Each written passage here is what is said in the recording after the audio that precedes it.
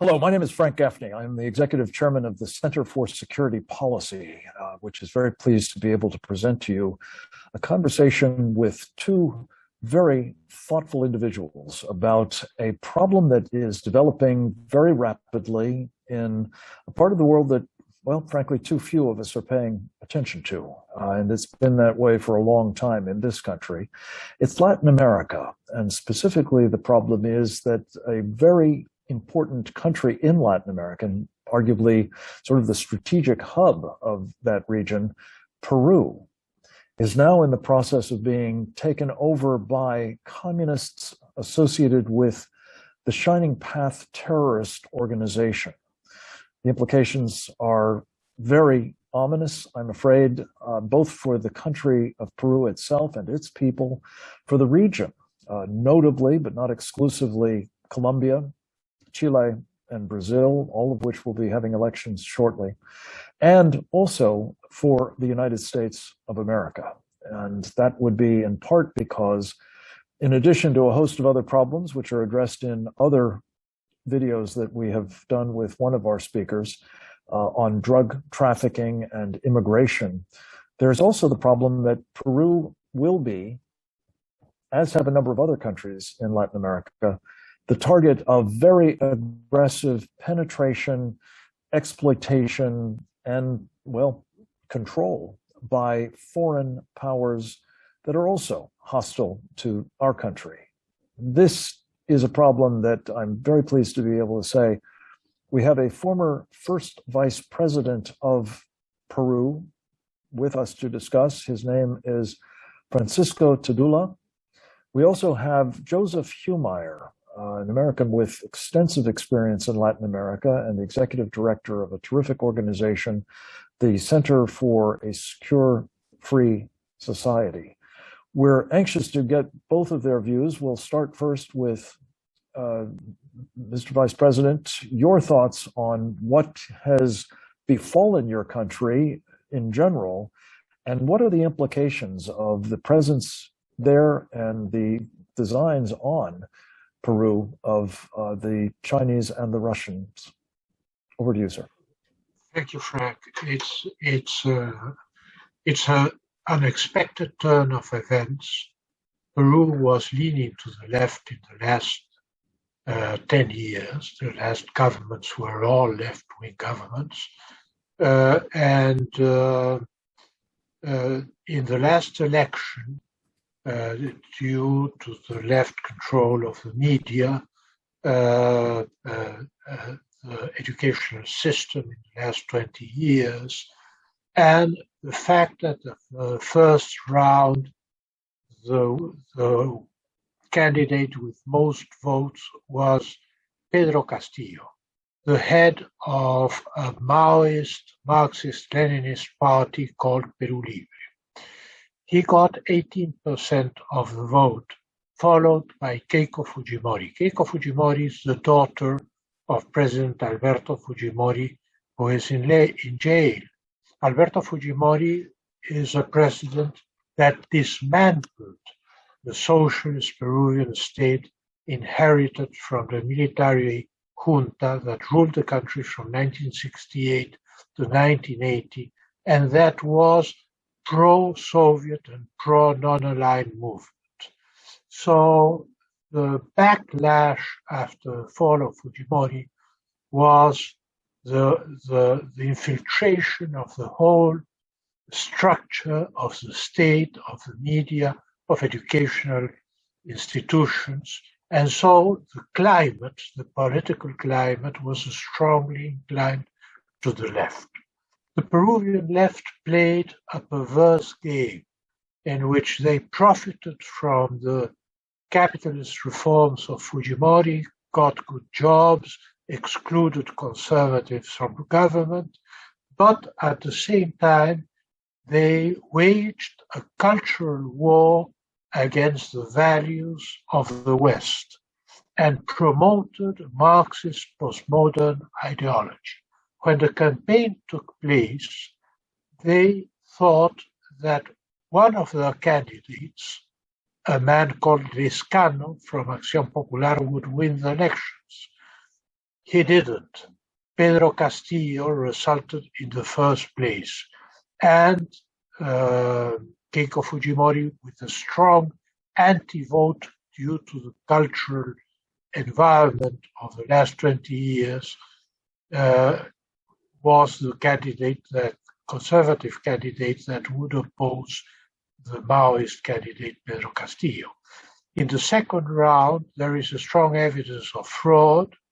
The political parties presented the claims to the electoral jury, but the electoral jury had been taken by far left operatives since a long time ago. So the main 5 electoral judges were from Patria Roja, that is, or linked to Patria Roja, that is the Maoist Communist Party, the traditional Maoist Communist Party of Peru. And so they rejected the claims, saying that they didn't proceed without seeing the merits of the case. They just discarded the claims. So Castillo won. Then the first acts of government of Castillo were a combination of bills sent to Congress to promote a new constituent assembly, asking Congress to modify the constitution so a referendum for a constituent assembly could be made. That's the main point of the program. And at the same time, a second bill by which the radio frequencies and TV frequencies should be redistributed. So that's a novelty. Socialists used to redistribute wealth, but not radio and TV waves and frequencies. In fact, that's a pretext to take off the licenses and clamp down the press. That's the beginning. Maybe Congress will reject these laws. That's what I think.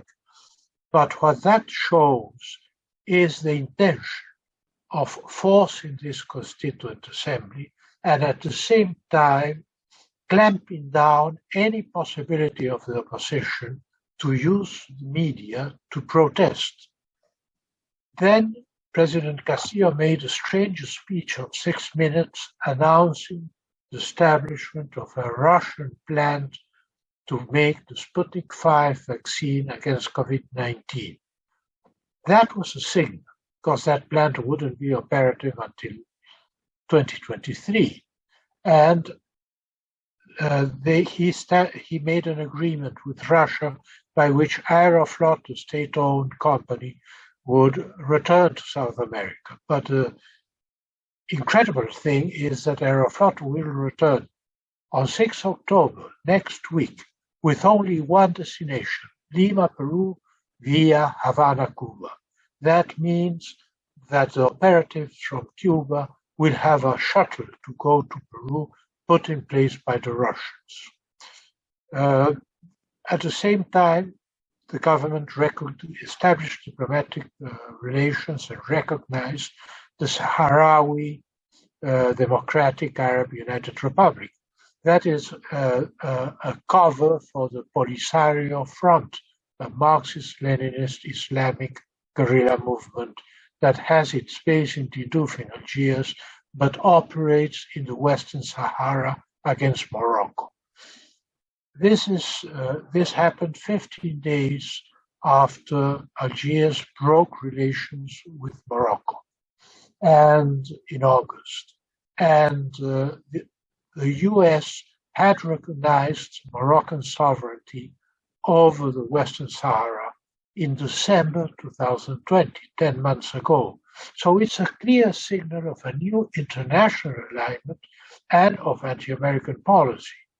On the other hand, China is now very powerful in Peru.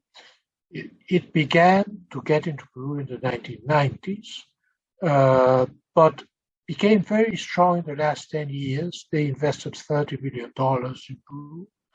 They are in mining. They have enormous 6 big mines of copper and 1 of iron, and they are operating Las Bambas. That is possibly, when it is developed, it will be the biggest copper mine in the world. Peru is a mining country. Its mountain range is the richest in South America. The Chinese have Tobacco of China, Shugang, Three Gorges, all the big corporations in Peru. And they are building a port 80 kilometers to the north of Lima, a mega port. It's a huge port on an extension of 42 hectares, and it has a mole in form of L that has 4,400 meters long, 59 meters wide, and the port has a depth of 17 meters. It will be used for the container ships of the latest generation, the post-Panamax E3 ships that in fact cannot dock and unload in most South American ports due to their size. But at the same time, they've built a tunnel that goes from the port to the Pan American Highway of reinforced concrete under the town of Chancay, where the port is.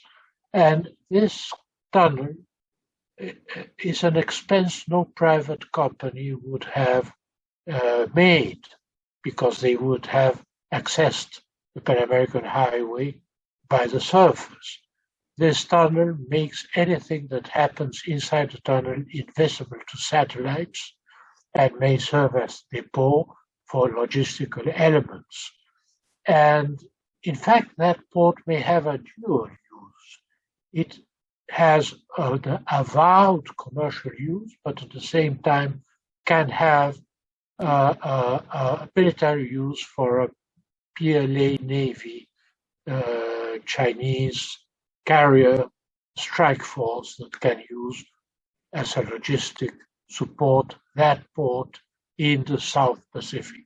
And that's a new thing, because the projection from that port has been defined by the Chinese authorities as the hub from which China in the Pacific will access South America and will irradiate in South America.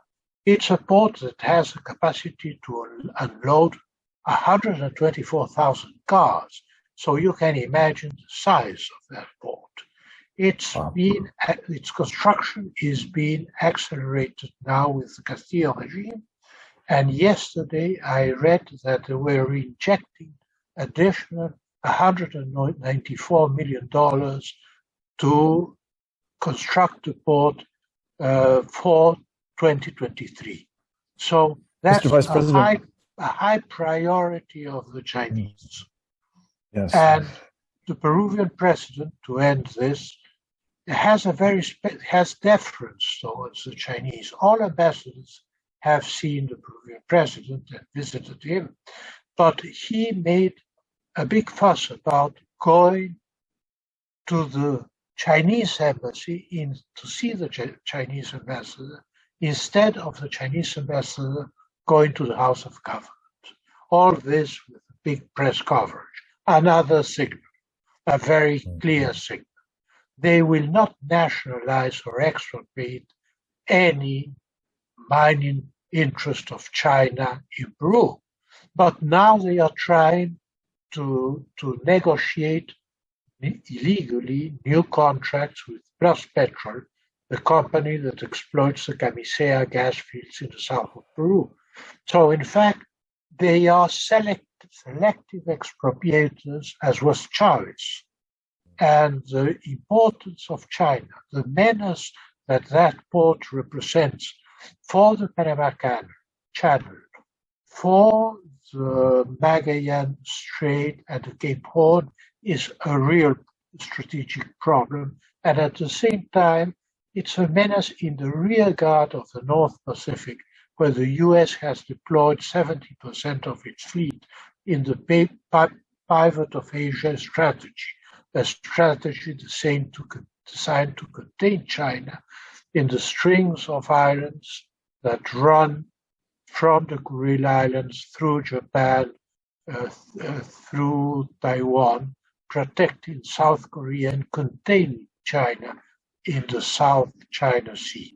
So, in fact, we are in the face of a major challenge to the whole Pacific defense and security policy. Mr. Vice President, thank you for this very comprehensive description of the magnitude of the penetration of Peru and its implications. I would just add that specifically with respect to this carrier option, this could constitute the most serious hemispheric and strategic threat we've faced since the Cuban Missile Crisis. And I appreciate so much your raising our awareness about this decided possibility, if not exactly what the Chinese are planning, and its implications again. Let's turn to Joseph Humire. Joseph, you have brought a lot of expertise to this subject. I know you have been especially focused over the past few years on the issue of Iran's penetration of our hemisphere and its front organization, the designated terrorist group Hezbollah. Talk a little bit about what you see happening in Peru at the moment on the part of those bad actors and what you expect if the trajectory the Vice President has just described is going to advance further. Thank you. Well, first of all, Frank, let me thank you. Let me thank the Center for Security Policy for putting this together. It's quite, I think, a important time to discuss things that are happening in Latin America writ large, but specifically what's taking place in Peru, which is very concerning, not just for the Peruvians, obviously for the Peruvians, but also for all of the Americans with a capital A from Canada down to Argentina. I'd also like to say that it's an honor to be with the Vice President, former Vice President Francisco Tudela, who's a top public intellectual in Peru and one of the most respected diplomats in the country. Let me begin, Frank, by just saying I think the main point that the Vice President was making in a larger context, the main message, I should say, for an American audience is that we are losing Latin America. Latin America, which was in the neighborhood of the United States in the Western Hemisphere, our sphere of influence, has in the 21st century been drifting away from its affinity with the United States and closer to geopolitical rivals such as China, Russia, and Iran. One of the data points that I use to illuminate this so that people can really understand the gravity of it and how serious it is to talk about trade. If you go back 20 years or more, 22 years, in 1999, the United States was the top trade partner for all 12 sovereign nations in South America. You fast forward 10 years to 2009, and China came into the picture and became the top trade partner for 5 of those 12 countries in South America. And you fast forward another 10 years to 2019, a couple years ago, and now, as it stands currently, China is the top trade partner for 9 of those 12 countries in South America, meaning that the United States only is the top trade partner for 3. Now, if it was just trade, that would be one thing, but this spreads across both the political and the military spectrum. China's not doing this alone, as Francisco mentioned. They're doing this in concert with Russia and with Iran. And that's an important point, because if we were to go back 20 years, you can make an argument as to why China, Russia, and Iran don't have the interests of aligning their operations to one another. And that's mostly true in the context of the 20th century, in the Cold War. Russia and China were adversaries at one point. Iran is a theocratic Islamic Republic regime. It really has nothing to do with communist movements in terms of history. But what we've learned in the 21st century is that old adage of your enemy is your friend. In this case, that enemy being the United States, and that these 3 regimes have been essentially built joint capabilities.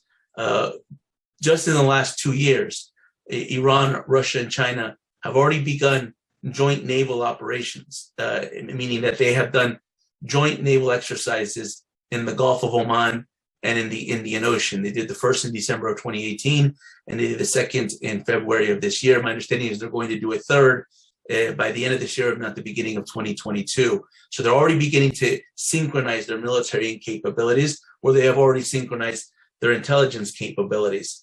And so with that, where does Iran fit into the picture, Frank? And I think that what's important to fit is that Iran is almost, in a sense, the interlocutor, because Iran has an ability to move in Latin America in places where Russia and China don't, because Iran has established a clandestine network that's tied to, first, the robust Arab and Lebanese populations throughout the region, and B, has actually been trying, since the fall of the Soviet Union, has been trying successfully to embed itself within many of the indigenous societies and communist movements throughout the region. In that, let me make just 2 points, Frank, and then I'll turn it back to you. The first is that the way Iran has come to Latin America, in some ways, has been a bit different than what they've done in the Middle East, where they accentuate the religious aspects of the revolution. That's not to say that they don't do that in Latin America. They very much do that, but they also accentuate the social aspects of the revolution. So when they come to Latin America, they highlight the fact that the Iranian Revolution, or they highlight their point that the Iranian Revolution was stood up to protect its natural resources, in the case of the Iranian Revolution, oil, petroleum, from Western powers, the UK back in that time. So they highlight that point because that resonates with a lot of indigenous societies and socialist movements throughout Latin America, who understand that social movements protecting natural resource from Western powers. They understand that message, and that puts them at an affinity with Iran. And then the second point is that has been just an entry point, because what they do is they establish then a footprint through an array of Shia Islamic cultural centers. Now, on the face of it, they do religious and cultural practices, but beneath the surface, and this is according to many investigations, including those of the Argentine prosecutors that were investigating the biggest terrorist attack in Latin America's history, which is the Humire terrorist attack, the biggest Islamist terrorist attack in the history of Latin America. And the now deceased prosecutor of the Humire case, Alberto Nisman, had called these Shia Islamic centers antennas of the Iranian Revolution, referring to that they operate more as intelligence centers than Islamic centers. And one of those antennas is in Peru, and it's been in Peru since at least 2011. It's called Inca Islam, and it essentially tries to combine two myths: the myths of the Andean indigenous society of Ingari, which is essentially the resurrection of a lost Inca to some level, and then the 12th Imam of Iran and the return of Mahdi. And so they essentially say when the resurrection of Mahdi happens, it'll be at the same time that the resurrection of Ingari happens, and that by extension, their revolutions will join forces together. Now, this is obviously mythology. It does work on some societies inside Peru. And what they've essentially done is they use that as a hook to begin to gain a penetration into the indigenous communities of Peru, to then gain political leverage. And one of the individuals that's the head of this Islamic Culture Center has become a very close associate of Peru Libre, the political party of the current president, Pedro Castillo. So this is essentially a political influence effort, much more than it is a religious culture effort. And this falls right in line with Iran's standard practices that they do throughout the world. Thank you so much, Joseph.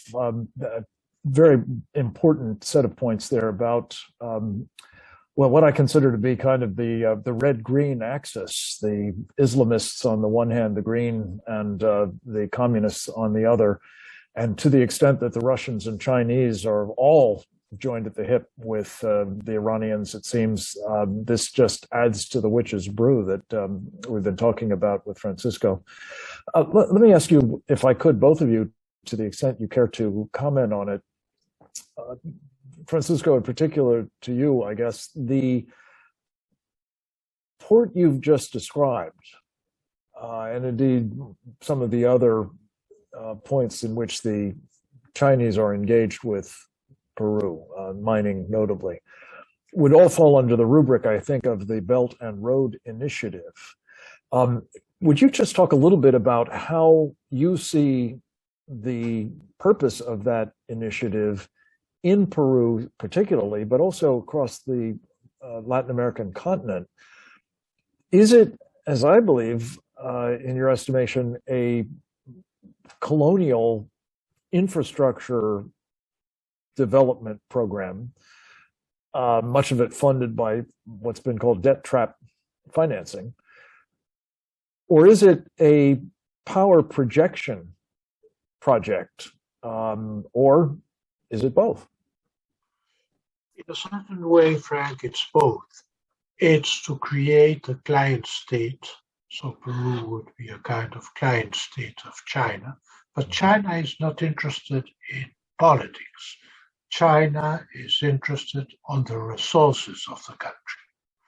It is a part. I went to the presentation of the project, invited by one of the Peruvian minor partners of COSCO Shipping and Ports, the Chinese company that is building the port, and the Chinese authorities that presented the port said that it was part of the Belt and Road Initiative, of the Silk Road Initiative.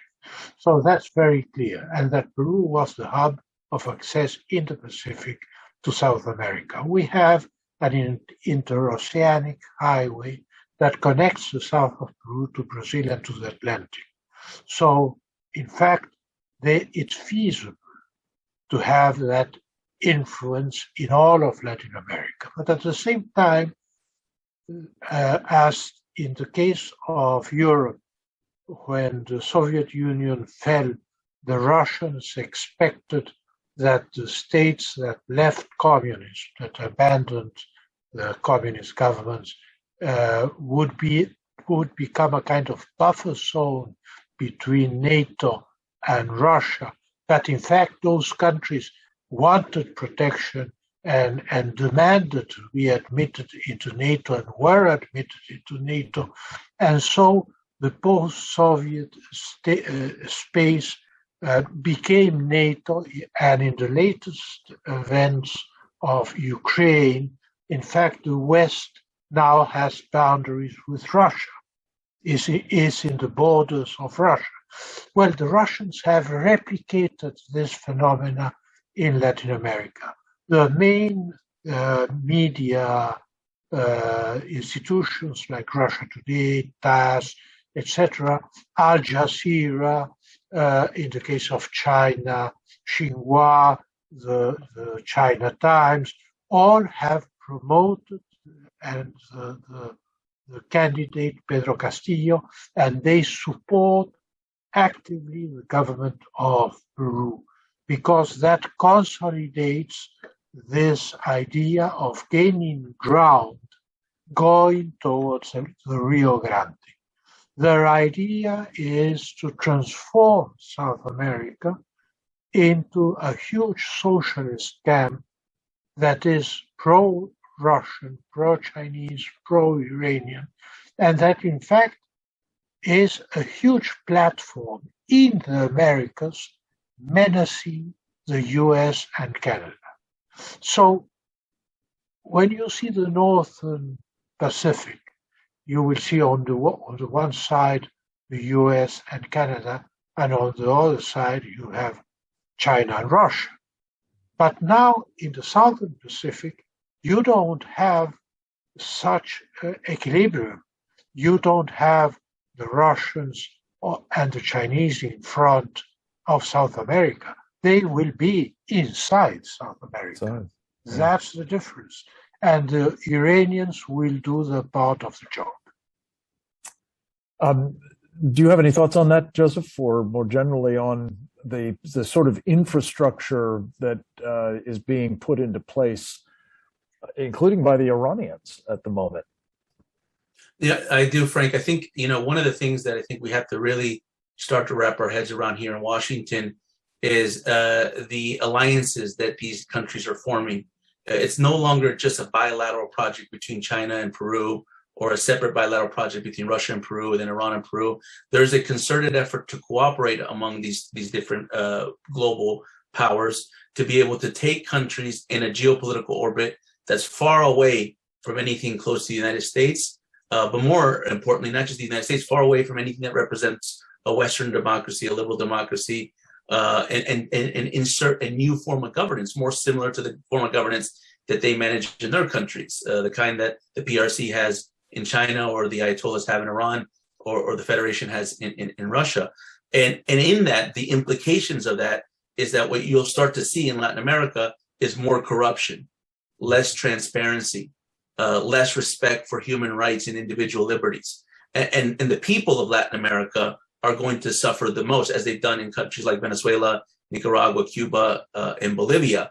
And the effect that that's going to have on U.S. interests in U.S. national security is multiple. I mean, it's going to increase the amount of drug trafficking because all these countries find ways to finance themselves alternatively to formal financial channels, because as the economies start to diminish, they start to turn to illicit resources, and Peru obviously being a prominent source for cocaine and illicit narcotics. You're going to see more migration, because that's the first reaction that any sensible person has towards the collapse of their country. They just leave. They vote with their feet and they move. We're seeing this all throughout Venezuela, obviously the biggest case in the Western Hemisphere.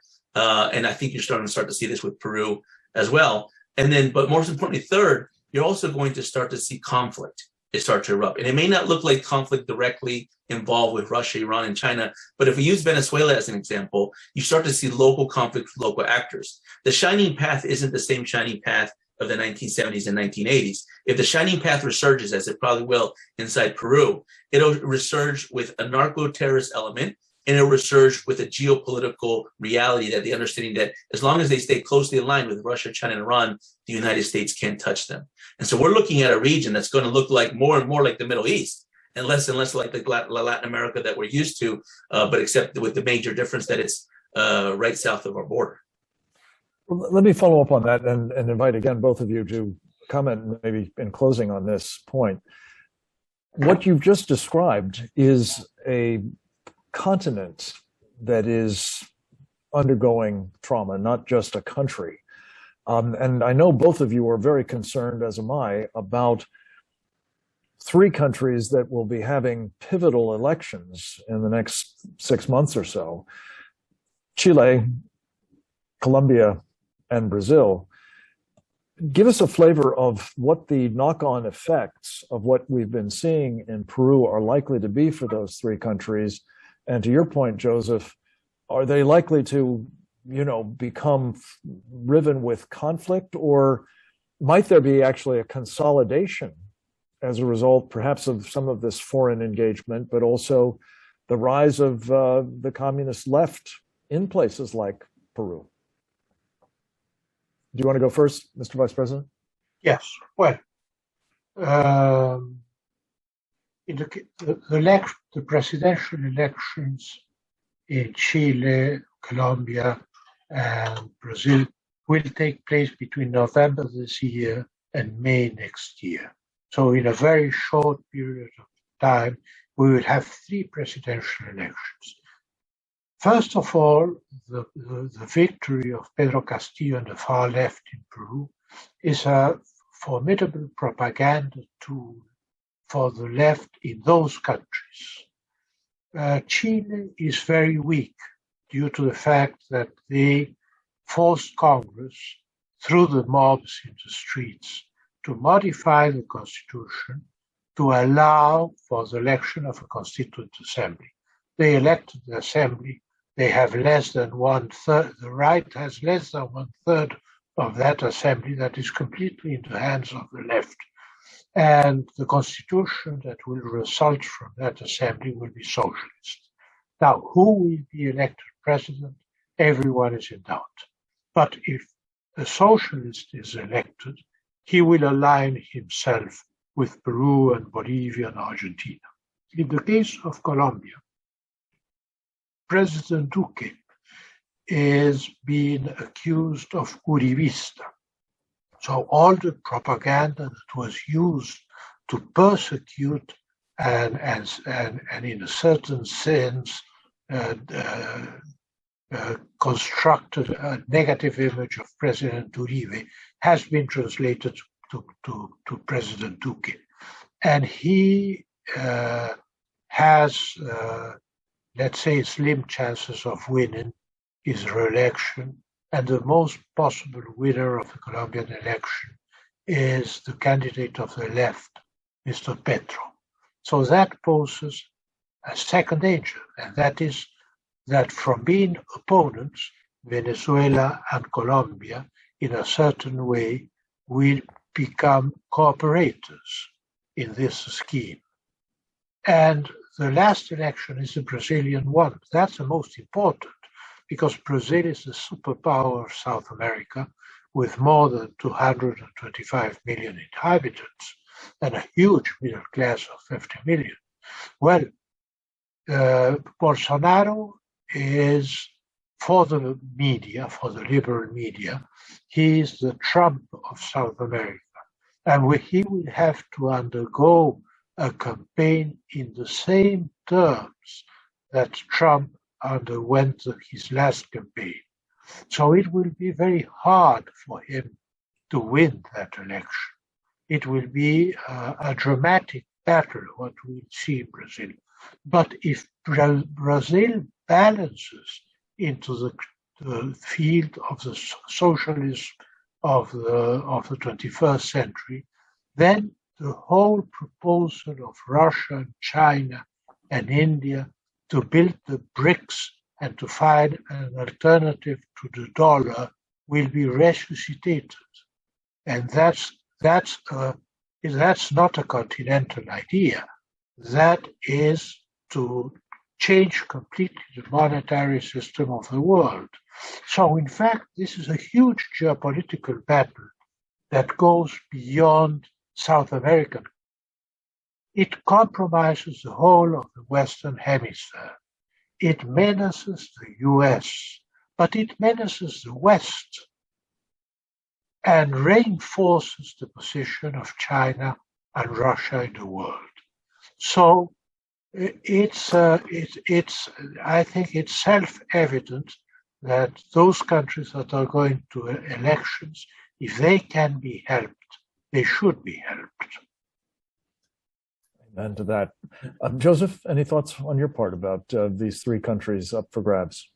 Yeah, I think just to add to what Francisco has been saying, which is a very, very important point. I mean, to give this maybe in a broader context, we're undergoing a period of political transformation in Latin America. Every 10 years or so, this tends to happen. The political pendulum tends to shift. The first 10 years of the 21st century in Latin America shifted left.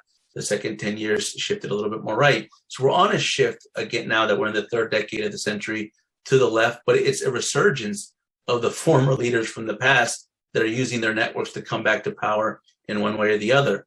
So between, I'll extend a little bit to the time frame that Francisco was using. I'll go back to November of 2020. So from November of 2020 to November of 2022, next year, Latin America will have undergone 13 elections in that 2 years period. 9 of those being this year, so many of those have already taken place. And then next year we'll have the two most important elections, which would be Colombia and Brazil, as Mr. Tudela has mentioned. But there's already lessons to be learned from previous elections that already happened on things that can go wrong. I point specifically to the case of 2019 and 2020 in Bolivia, and obviously the case of 2021 in Peru. When elections are mired with irregularities and all kinds of different allegations of fraud and things, it diminishes the ability to hold a transparent election. And this happened in the case of Bolivia in 2019. That country underwent a very tumultuous election that was heavily accused by multilateral organizations, by election observers, by independent electoral experts inside the country of Bolivia, to have probably the most massive electoral fraud in that country's history. That led to all kinds of violence and clashing that then led to the resignation of Evo Morales. The interim government of Janine Áñez gets in place for a year and then loses the re-election to the same political party that Evo Morales belonged to, the movement towards socialism. So what's the lesson here? The lesson here is that if you don't have the right narrative around an election, winning an election or even competing in an election is just not good enough. The numbers can always be distorted, the data can be manipulated, perceptions can be changed, but you have to establish a narrative around a transparent, free and fair election, or else you run the risk of having that election either taken from you, stolen from you, or just having it essentially diminished in its legitimacy. The case of Peru, and obviously Francisco, the Vice President Tudela, can talk more about this, was a very contentious election. And we're talking about a margin of 40,000 votes. That's a very tiny margin in any election. And this would ordinarily come with a new government with a very little mandate. But what happens is people that were caught up in the electoral circumstances in Peru lost sight of the fact of who the actual candidates were and elected somebody because of perceptions that were skewed, different type of images that were projected.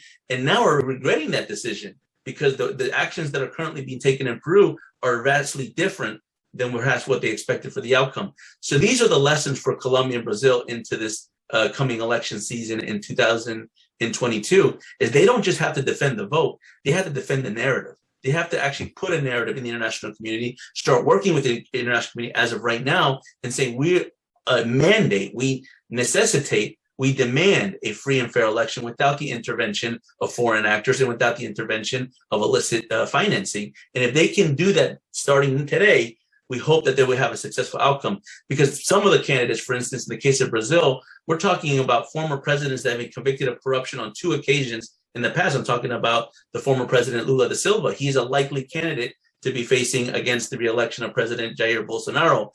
I don't think the Brazilians would naturally want to elect Lula da Silva, other than the fact that they may get stuck in the same kind of situation that Peru did, where they're focused on the circumstances and not on the bigger picture. And then they may regret that decision if they do, in fact, elect someone like Lula da Silva back into power. Terrific wrap-up comment, Joseph. And I think, though you may not have been conscious of it, you described pretty aptly some of our own circumstances, for that matter, in terms of elections and games that are being played, and the importance of the narrative, of course, as well.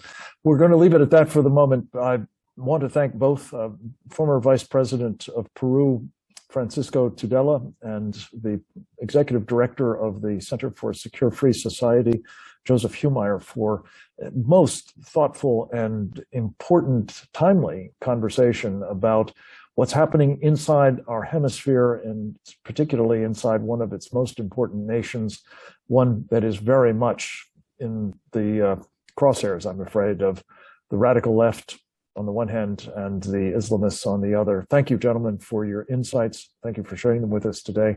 We will, I hope, be able to take counsel from you in the days ahead as this story continues to develop. In the meantime, thanks again for the work that you do. Thanks to all of you for listening. I hope you'll stay tuned at securefreedom.org for more videos on these and many other vitally important topics to our national security. Thanks for listening.